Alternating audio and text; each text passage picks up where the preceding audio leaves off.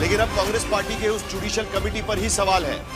कांग्रेस नेता पवन खेड़ा, सांसद राज्यसभा के, उन्होंने कहा है कि सुप्रीम कोर्ट ने 5 सदस्यों की जो हाई पावर कमेटी बनाई है उसे लेकर गंभीर सवाल खड़े किए जा रहे हैं। कांग्रेस ने कमेटी के अध्यक्ष रिटायर्ड जस्टिस को गुजरात हाईकोर्ट का जस्टिस करार देकर सवाल उठाया है, तो दूसरे जस्टिस को लेकर यह कहा है कि उन्होंने उमर खलिद को जमानत नहीं दी थी और इसीलिए उनसे कोई उम्मीद, कांग्रेस पार्टी का कहना है कि कमेटी को बेअसर करने की कोशिश की गई है। यह भी आरोप इस पूरे मामले पर उनके तरफ से लगाया गया है। 5 सदस्यों की हाई पावर कमेटी पर कांग्रेस पार्टी का यह कहना है। जो ट्वीट उन्होंने किया हुआ है उसमें वो लिखते हैं कि even the Supreme Court appointed inquiry committee raises serious questions. Pawan Khera लिख रहे हैं, it is headed by former Supreme Court जज who served as a chief justice of Gujarat High Court. Gujarat High Court के चीफ जस्टिस को कैसे इस कमेटी में डाल दिया गया? alongside another judge who denied bail to Umar Khalid.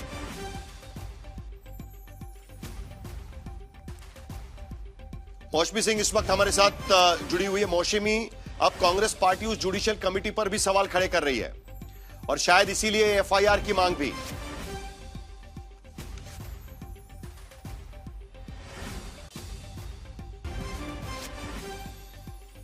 मौसमी, अगर मेरी आवाज आपको आ रही है, कांग्रेस पार्टी ने अब जुडिशियल कमेटी पर सवाल खड़े किए हैं।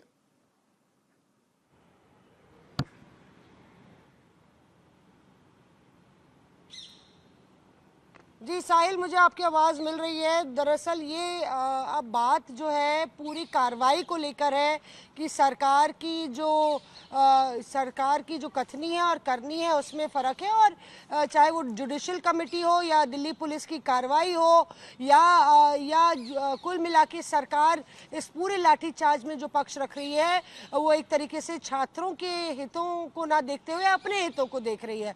और इसीलिए आप देखिए कि बेहद दिलचस्प है कि राहुल गांधी यहाँ पे कोई प्लानिंग से नहीं आते हैं। उनको जब पता चलता है कि साहिल की एफआईआर लॉन्च नहीं हुई है, वो अकेले उनके साथ चले आते हैं और धीरे धीरे यहाँ मजमा इकट्ठा होता है। तो इसमें कोई ताज्जुब की बात नहीं है, क्योंकि कांग्रेस एक तरीके से ये बताने की कोशिश कर रही है कि सरकार की मंशा ही नहीं है जो 20 जुलाई को लाठीचार्ज हुआ उसमें छात्रों को कोई इंसाफ मिले। एक जल्दी से अपडेट उस बारे में भी चाहिए, क्योंकि तस्वीरों में दिख रहा है कि एक लंबा जाम वहां पर लगा हुआ है। रैपिड एक्शन फोर्स भी वहां पर तैनात की गई थी। तो क्या कांग्रेस पार्टी यह आंदोलन और भी बड़ा करने की कोशिश करेगी? क्योंकि अभी भी एफआईआर दर्ज नहीं हुआ है। दिल्ली पुलिस के सूत्र सिर्फ इतना कह रहे हैं कि उनकी शिकायत ले ली गई है। तो आगे जाकर इस पर क्या होगा? क्या कांग्रेस पार्टी यह आंदोलन और भी बड़ा करेगी?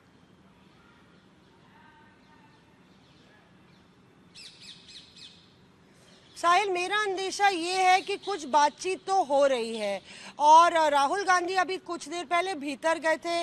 आला अधिकारी जो डीसीपी हैं और जेसीपी हैं उनसे मिले हैं। तो मुझे लगता है कि शायद बात आगे बन सकती है, क्योंकि अगर बात बिगड़ रही होती तो राहुल गांधी को यहाँ से हटा दिया गया होता। पीएम आवास में पुलिस ने इतना टाइम नहीं लगाया था। 1 ही घंटे के भीतर 1-1.5 घंटे में राहुल गांधी को बस में भर के भेज दिया था और यहाँ पे बाकायदा राहुल गांधी को कुर्सियां दिलाई गई हैं। तो मुझे लगता है कि हो सकता है कुछ जीरो एफआईआर या अननोन जो है एफआईआर हो। हालांकि ये अभी बात ऑफिशियली औपचारिक रूप से सामने नहीं आई है, पर मैं एक पॉलिटिकल रीडिंग कह रही हूँ जिस तरीके के हालात मुझे नजर आ रहे हैं। चलिए देखते हैं कि कब तक राहुल गांधी वहां पर बैठेंगे। फिलहाल तो धरना प्रदर्शन चल रहा है। बहुत बहुत शुक्रिया मौसमी, आप हमारे साथ जुड़ी इसके लिए।